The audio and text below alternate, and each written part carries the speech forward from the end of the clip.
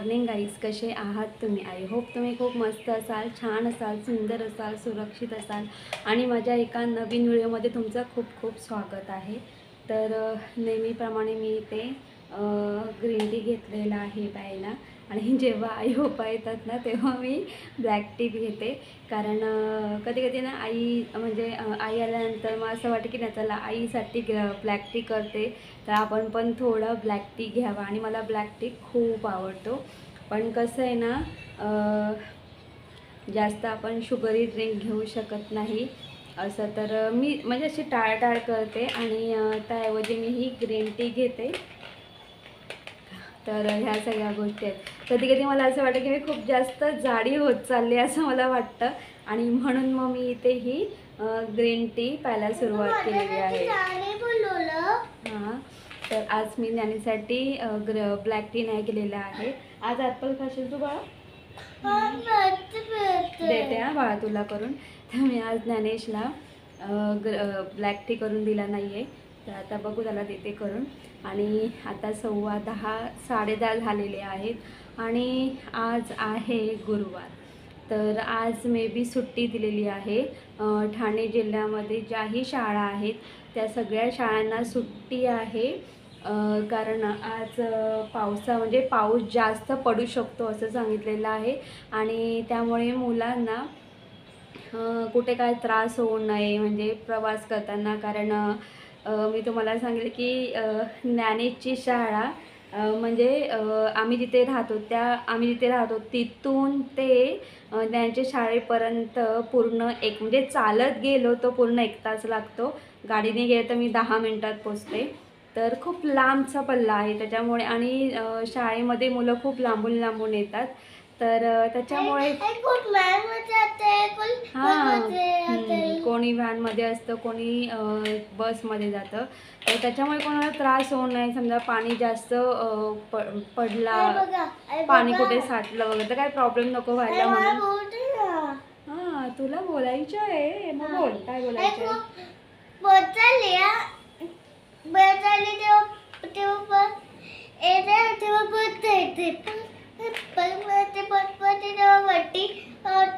Photo ना ते वरती आता हे काय होतात ते काय बोलते माहिती आहे ते पापडल्याचं पण ते बाबा होत ऐको बॅगचा तेला तर तेला पण पप्पाने आता आहे. अच्छा, ओके.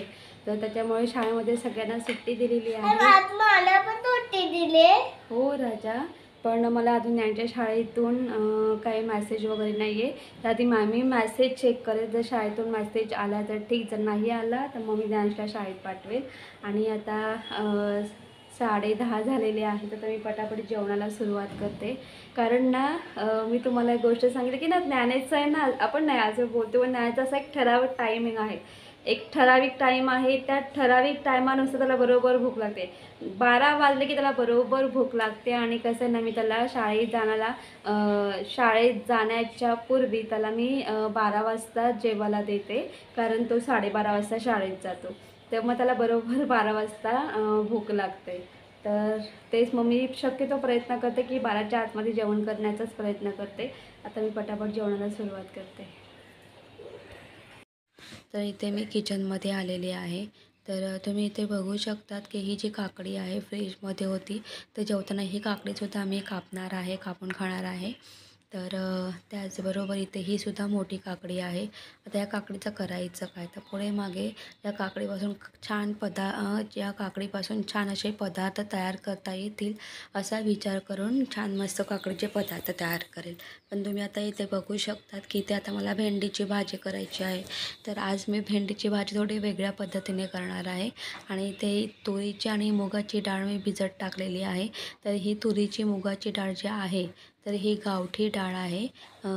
तुम्हाला ही माहिती असेल, गावाकडे मूग आणि तूर आणले जातात आणि ते जात्यावरती भरडले जातात आणि त्यापासून गावठी मुगाची डाळ किंवा गावठी तुरीची डाळ तयार केली जाते. तर तीच ही डाळ आहे. तर इथे मी भेंडी बारीक चिरून घेतलेली आहेत. कांदा, टोमॅटो, मिरची बारीक चिरून घेतलेला आहे आणि एक बटाटा बारीक चिरून घेतलेला आहे. तर तुम्ही इथे बघू शकता तर मला डाळ भाताचा कुकर लावायचा आहे. त्यासाठी एका डब्यामध्ये मी तांदूळ घेतलेले आहेत आणि स्वच्छ धुवून घेतलेले आहेत.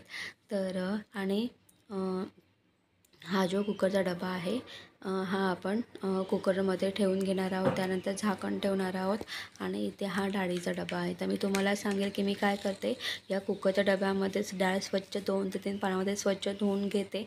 त्यामध्ये हळद ॲड करते, चवीनुसार मीठ ॲड करते, त्याच्यामध्ये मी मिरची, टोमॅटो ॲड करते आणि जिरं, राई, कढीपत्ता आणि लसूण याचा तडका तयार करते आणि तो वरती त्या कुकरच्या डब्यात ॲड करते. व्यवस्थित मिक्स करून घेते आणि मग तो डबा कुकरमध्ये ठेवून त्याला 3 शिट्ट्या देते आणि कुकर थंड झाला की मग ते डाळ एका छोट्या पातेलीमध्ये काढून छान मस्त बॉईल करून घेते. मी अशी सिंपल अशा पद्धतीने डाळ करते. तर इथे आता मला भेंडीची भाजी करायची आहे थोड्या वेगळ्या पद्धतीने. तर इथे मी भिडाच्या तव्यावरती हा एक बटाटा बारीक चिरून घेतलेला आहे. तो अशा पद्धतीने मी छान मस्त व्यवस्थित ठेवून घेतलेला आहे. त्यावरती आपल्याला थोडंसं ऑइल ॲड करायचं आहे आणि अगदी 5 ते 6 मिनटं फ्राय करायचं आहे. त्यानंतर याच्यावरती आपल्याला झाकण ठेवायचं आहे आणि झाकण ठेवून झाल्यानंतर सुरुवातीला थोडा गॅस मोठाच ठेवायचा आहे. मोठ्या गॅसवरती फ्राय करून घ्यायचा आहे आणि नंतर आपला गॅस बारीक करायचा आहे आणि मंद गॅसवरती झाकण ठेवून छान मस्त आपल्याला हे जे बटाटे आहे त्याला वाफ द्यायची आहे आणि 10 मिनिटांनंतर आपल्याला झाकण काढून घ्यायचं आहे. तर तुम्ही इथे बघू शकता की आपले बटाटे छान मस्त वाफलेले आहेत, म्हणजे आपले इथे बटाटे छान मस्त शिजलेले आहेत. तर तुम्हालाही माहिती आहे कधी मी ज्ञानेशला डब्याला अशा पद्धतीने फ्रेंच फ्राईज देते. तर इथे हा पिठाचा तवा आहे, यावरती आपल्याला यामध्ये मी ऑइल ॲड केलेलं आहे. ऑइल गरम करून झाल्यानंतर जिरं, राई, कांदा, मिरची ॲड केलेला आहे. छान व्यवस्थित मिक्स करून घ्यायचं आहे आणि व्यवस्थित मिक्स करून झाल्यानंतर यामध्ये थोडंसं मी चवीनुसार मीठसुद्धा ॲड केलेलं आहे, कारण कांदा लवकर शिजतो. आता यामध्ये आपण ही जी भेंडी ॲड करणार आहोत. ही भेंडी ॲड करून झाल्यानंतर मी इथे खूप मोठी चुकी केलेली आहे आणि भेंडीची भाजी करताना मी नेहमी ही एक चुकी करते. तर मला भेंडी ॲड करण्यापूर्वी मला इथे हळद ॲड करायची होती. नंतर लक्षात आलं की आपल्या याच्यामध्ये हळद ॲड करायची आहे, तर मी वरतून हळद ॲड केलेली आहे. त्यात व्यवस्थित मिक्स करून घ्यायचं आहे आणि झाकण ठेवून मंद गॅसवरती आपल्याला अगदी 10 मिनटं ही भेंडीची भाजी शिजवून घ्यायची आहे. 10 मिनटानंतर पुन्हा झाकण काढायचं आहे. पुन्हा ही भेंडीची भाजी छान मस्त परतळून घ्यायची आहे आणि पुन्हा आपल्याला याच्यावरती झाकण ठेवायचं आहे अगदी 5 ते 6 मिनटं, कारण भेंडीमध्ये जो चिकटपणा आहे तो निघून गेला पाहिजे, म्हणून मी पुन्हा झाकण ठेवलेलं आहे आणि 6 मिनटं झालेले आहेत. तर इथे आपली जी भेंडीची भाजी आहे तर ही छान मस्त अशी शिजलेली आहे आणि यातला जो चिकटपणा आहे तो सुद्धा निघून गेलेला आहे. आता आपल्याला काय करायचं आहे, आपण जे बारीक चिरलेला जो टोमॅटो होता तो टोमॅटो आपल्या यामध्ये ॲड करायचा आहे. त्यानंतर आपण जे बटाटे फ्राय करून घेतले होते ते बटाटेसुद्धा आपल्याला यावरती ॲड करायचे आहेत आणि छान व्यवस्थित मिक्स करून घ्यायचं आहे आणि व्यवस्थित मिक्स करून झाल्यानंतर अगदी 1 ते 2 मिनटं वाफ द्यायची आहे आणि जे झाकण ठेवून आणि त्यानंतर 1 ते 2 मिनटानंतर आपल्याला झाकण काढून घ्यायचं आहे, कारण आपण वरतून कांदा आणि बटाटा ॲड केलेला आहे म्हणून. तर मी तुम्हाला सांगेल की मी अशा पद्धतीने भाजी केलेली आहे भेंडीची वगैरे. अशी ही भाजी खूप सुंदर छान लागते, नक्की ट्राय करून बघा. तर 1-2 मिनटं झालेले आहेत, मी ते गॅस बंद केलेला आहे. तर इथे ही जी भेंडीची भाजी आहे तर मी ही भेंडीची भाजी एका बाउलमध्ये काढून घेणार आहे. ही भेंडीची भाजी करण्यासाठी जास्त वेळ अजिबात लागत नाही, फार तर 20 मिनटं लागतात आणि समजा भेंडी वगैरे कापायची असेल तर फार तर अर्धा मिनटं किंवा 25 मिनटं. तर आणि अशी ही भेंडीची भाजी खूप छान लागते. तुम्ही ही भेंडीची भाजी डाळ भाताबरोबर किंवा भाकरीबरोबर, चपातीबरोबर, फुलक्याबरोबर खाऊ शकतात. अप्रतिम लागते. तर तुम्ही इथे बघू शकतात की इथे जेवण तयार झालेलं आहे. तर इथे आपली डाळसुद्धा तयार झालेली आहे. त्यानंतर इथे मी एकीकडे मी भेंडीची भाजी करून घेतलेली आहे. त्याचबरोबर इथे खाली मी स्टीम राईस करून घेतलेला आहे. तर इथे अशा पद्धतीने आपलं जेवण तयार झालेलं आहे. आणि तुम्ही ते एका साईडला बघू शकतात. इथे मी काकडी गोल सर्कलमध्ये कट करून घेतलेली आहे आणि वरतून छान मस्त लाल तिखट स्प्रिंकल केलेली आहे. तर असं हे आजचं जेवण आहे.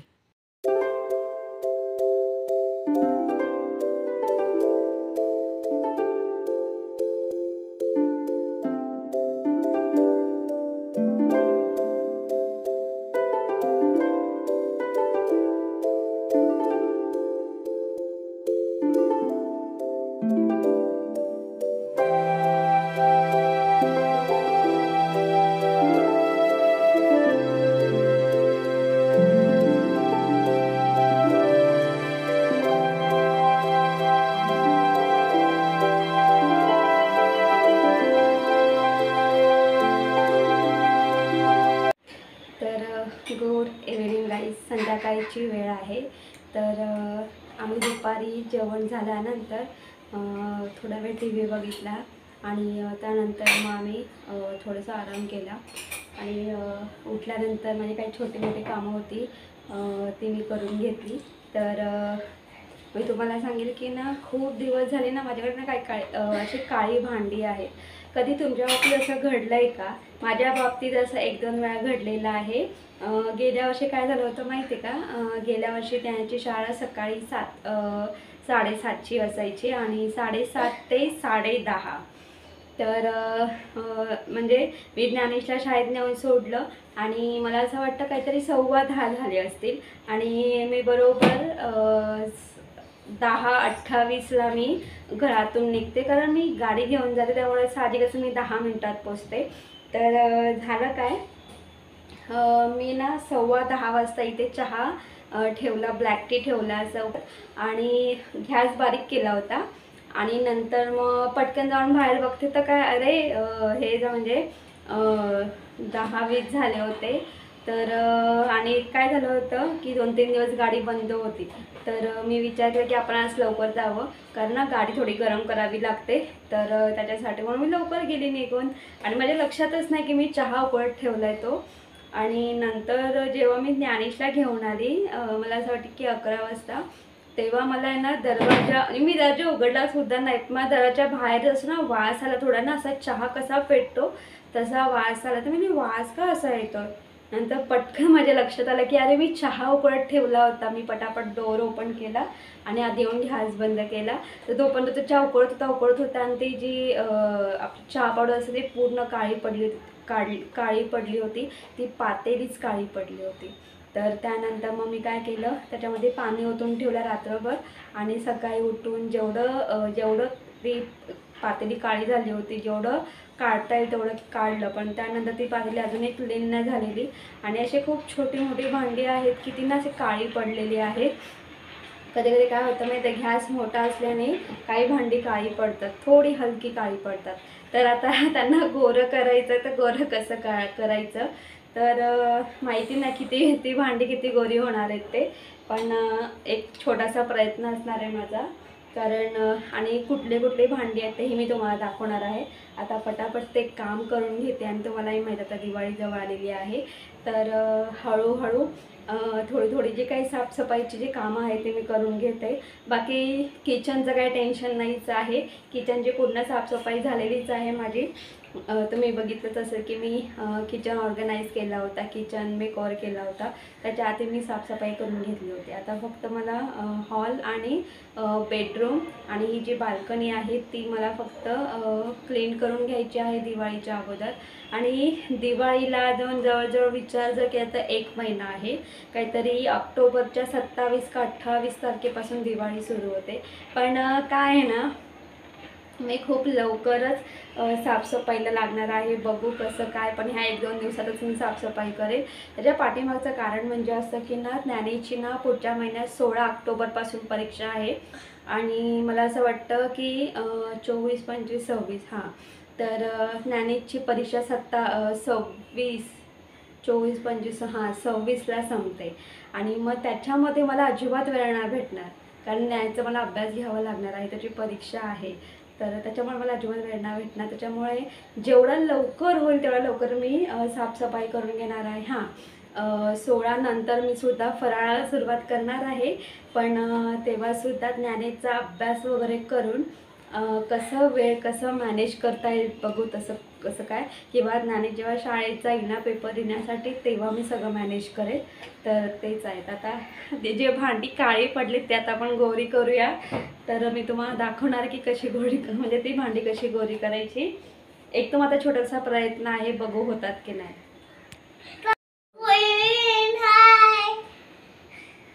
बोल बस एवढं. तर ती ही भांडी आहेत. तर तुम्ही इथे बघू शकता की हा कुकर आहे. एक दिवशी काय झालं होतं माहिती, मी थोडा गॅस मोठा केला आणि मला ज्ञानेशने आवाज दिला म्हणून मी बेडरूममध्ये गेले. माझ्या लक्षातच नाही की अरे मी गॅस मोठा केला, गॅस बारीक करायचं. आणि त्याने काय झालं माहिती आहे का, तुम्ही बघू शकतात हा कुकरचा खालचा जो भाग आहे पूर्ण काळा काळा पडलेला आहे.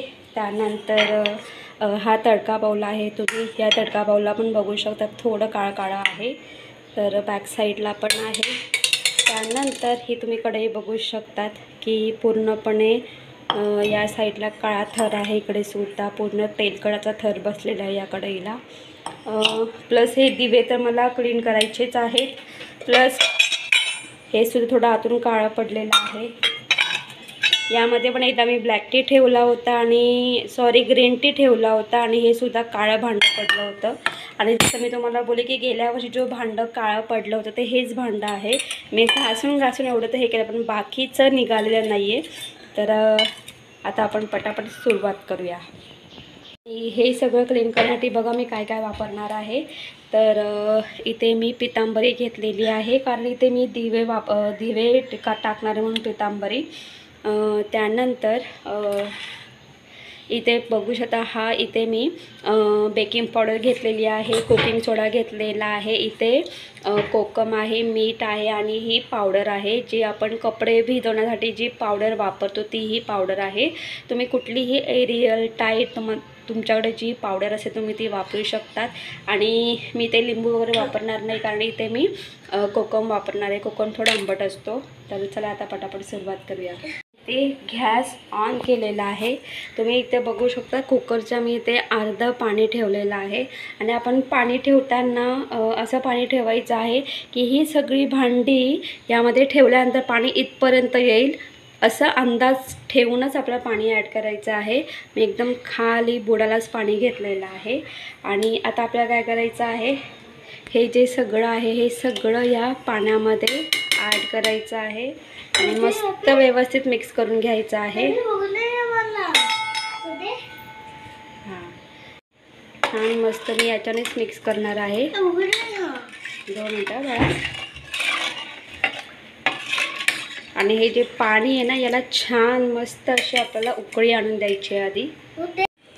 तर तुम्ही इथे बघू शकता इथे पाण्याला छान मस्त उकळी यायला सुरुवात झालेली आहे. आता हा जो गॅस आहे मी थोडा बारीक करते. आता आपल्याला काय करायचं आहे माहिती आहे का, ही जी भांडी आहेत ना ही भांडी आपल्याला त्यामध्ये ॲड करायची आहेत. तर आधी ही मी कढई ॲड करणार आहे. तर ही जी कढई आहे ही ॲड करायची आहे. ही कढई ॲड केल्यानंतर ही जी छोटी पातेली आहे ही मी ॲड करणार आहे. त्यानंतर ही एक पातेली ॲड करणार आहे. सगळं मी एकात एक टाकायला लावलेलं आहे. यामध्ये ही पातेली ॲड करणार आहे. त्यानंतर याच्यामध्ये काही दिवे वगैरे असणार आहे.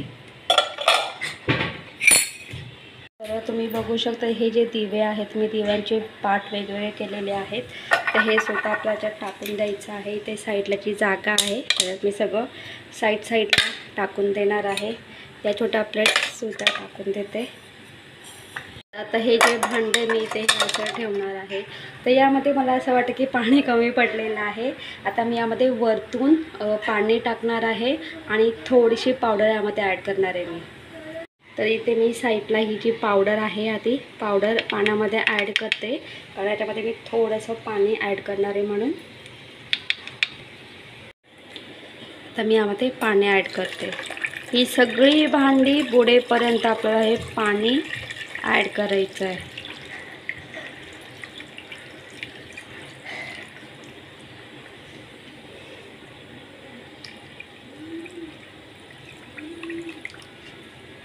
तर ही सगळी भांडी बुडलेली आहेत.